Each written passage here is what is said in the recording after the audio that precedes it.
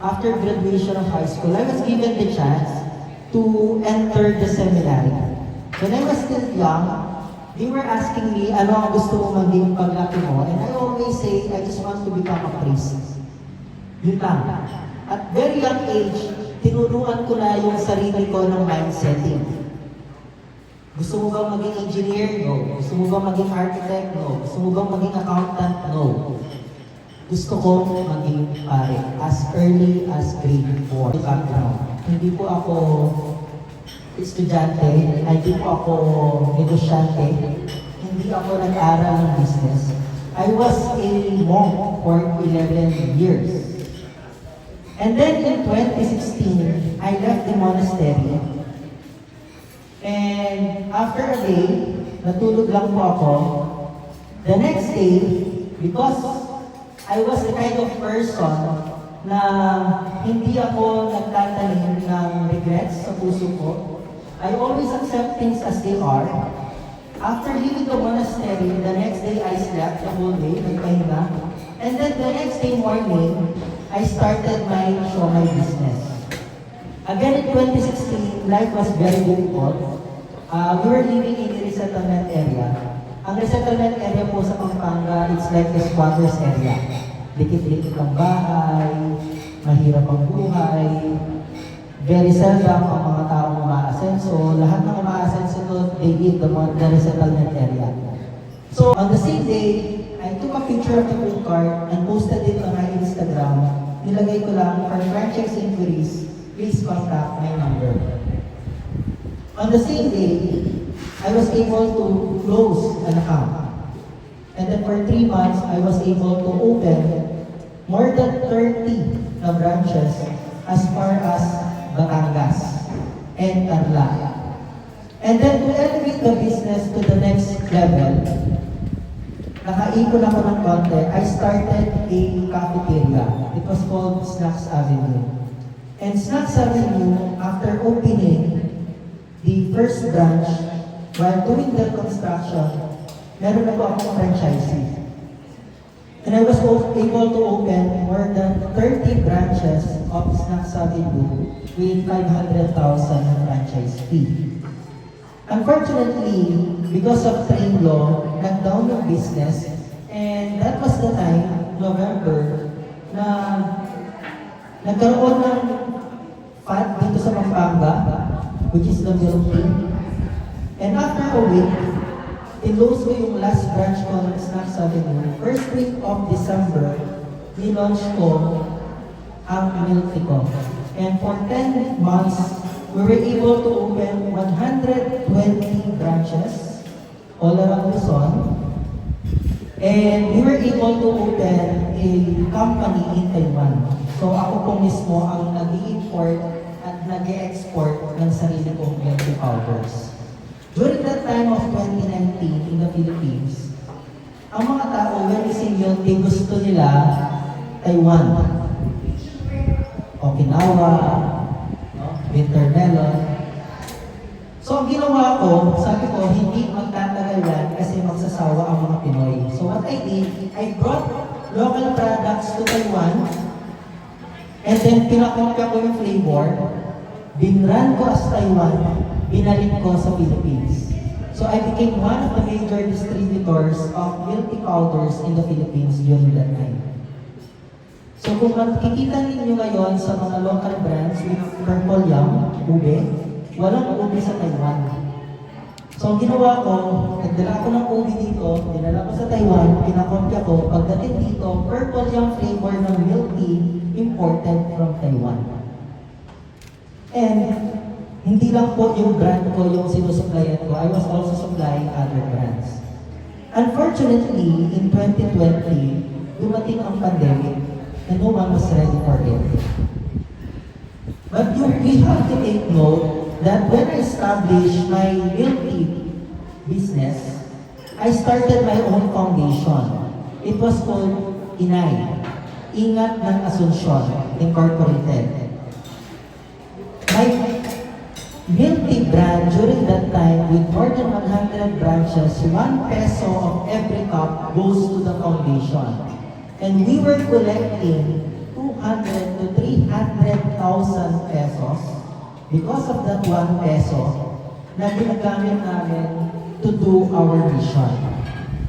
I do not call it CSR because I did not open a company and started a foundation. I started a foundation first and opened a company to sustain. And then came the pandemic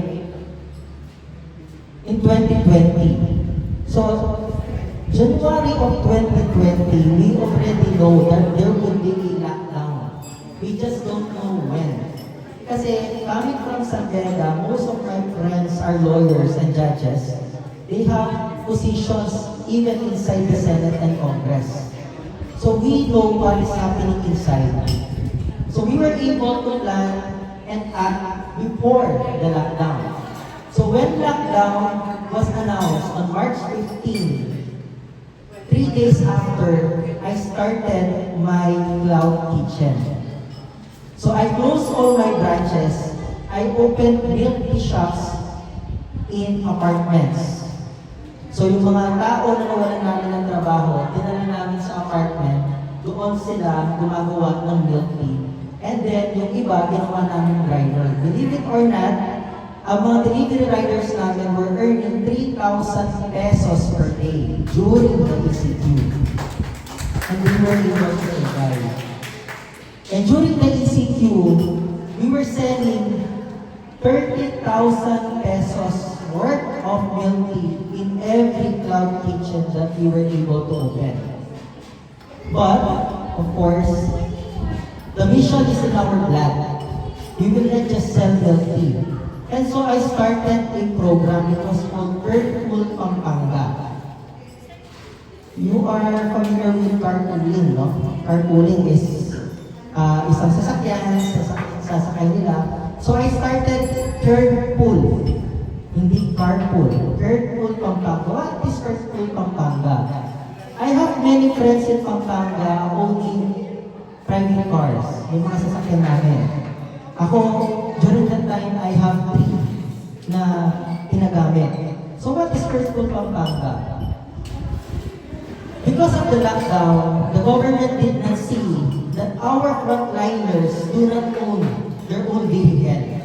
So when they stopped the public transportation, many of our frontliners in Pampanga were forced to walk 1 hour to 2 hours a day just to go to the hospital and then go back to their home in the middle of the night. But di sila mag-service. Tricycle? Wala, bawal. Not all of them. It's a community pantry. Community pantry, during that time, hindi yan uso. Last year lang yan na uso. But we started our community pantry during the ECQ, targeting the daily wagers. Kasi wala silang sweldo. Arawan. Most of them walang ipon. So what we did, we started our community kitchens. The question is why I am here in this place. It's because my main community kitchen is etong kabila. And I operated this for 45 days during the ECQ, and we were able to distribute 55,000 food packs worth almost 2 million. Saan galing yung 2 million? We don't know. Pumapasok na lang po yan sa GCash account namin. And then kapag wala na kami pera, we pray. And our motto is God will provide. Believe it or not, and that is our faith. On the same hour, someone will call, and they will answer the same amount that we were looking for. 30 days after doing the program, naubusan kami ng pera, naubusan kami ng supplies, and guess what? Sino tumawag? It was Jollibee Food Aid. Jollibee Food Aid gave us 5,000 kilos of frozen food packs na dinistribute namin, and we were able to finish our program for 45 days in Pampanga. 55,000 people ate for 45 days. And then I started another program. Will grow in Pampanga, especially in food brand. It will grow anywhere in the Philippines. Because Kapampangan are the best critic.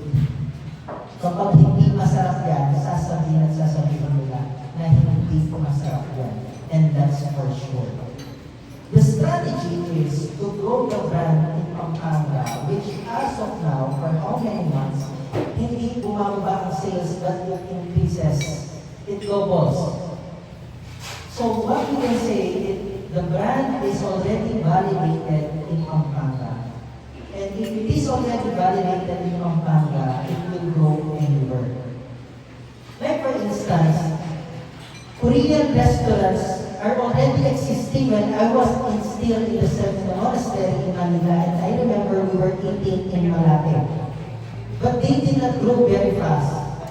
But when they started in Pampanga, unlimited samgyeopsal, Korean restaurant po, that's one of the biggest Korean grocery in Pampanga. Sobrang dami yan. They grew very fast. Kaya nga, nakisabay kami doon sa group, we distributed Korean ice cream. And Korean restaurants na, and we compete based on their price, 500 or 200. Are there hidden charges? Wala. Kain ka hanggang magsawa ka ng Australian beef. Unlimited pasta? Yes. It's steak carbonara and steak pesto. Unlimited fries? Yes. Unlimited everything? Yes. It's unlimited for 549, no hidden charges. It's Australian beef. It's frozen fresh. It's not frozen. So ang pinakaiba dito sa nabibili natin na steak ng Australia, that is frozen. Ibig sabihin, hindi natin yan sa ibang bansa. Kapag sumobra sa pagkaka-frozen yan, nag-deteriorate yung cell, na kapag natoko yan, pinalambot, nag-split yung cell, yun ang nag-cause ng dryness ng steak, kaya matigas na siya at tuyo. While our product is consumed the day after or latest is 1 week after ng makatay. Because our products are locally fattened, grass-fed, and locally slaughtered according to the Australian way of and technology. Why? Because our partner, the president of the company, is a monk. Monk din po siya sa Delta 4. So we have a strong connection. And they are the biggest importer of Australian cattle in the Philippines. They are the suppliers of SNR. So yung meat natin, we are 200, 300, 400, 500 pesos cheaper than SNR, pero same quality. So if we can sustain a big market like SNR, we can sustain the supply chain of Paano beef. That is the guarantee. And what makes it different is we are fresh. And all parts ng cattle is pure Australian beef. Magsimula sa ulo, laman loob, laman buto, steak, every part is pure Australian. Wala po yan halo or hindi nilolocalize because it is against the Australian law. If they will violate that law, they will lose the license to import cattle from Australia. And this is a multi-billion industry in the Philippines. Is, of course, meat. We have nothing chicken, we have nothing pork. So, ang menu natin, first is Aussie steak. Ang Aussie steak, serve siya single with java rice, gravy, and french fries. The next is, the amount is 259, which is single serving only. Then is Aussie steak unlimited. Ito ang best seller namin dito sa San Fernando, which is 549. Andi po siya ng steak hanggang maubos mo, which is wag ka lang magsaya or magbigay sa katabi mo, which is pound. Time is 2 kung mahuli ka. Ang content niya is gravy, coleslaw, java rice, and then may freebie kami only na carbonara at saka french fries. Included lahat yon sa 549. The next is breakfast steak. Ang breakfast steaks include siya a little bit steak, scrambled egg, java rice, and gravy. Cost niya is 220 per serving. So, yun ang ating menu sa mga steak. So, sa mga salad naman, meron tayong shawarma salad, shawarma supreme, nacho warma, Irish nachos, cheesy beef fries,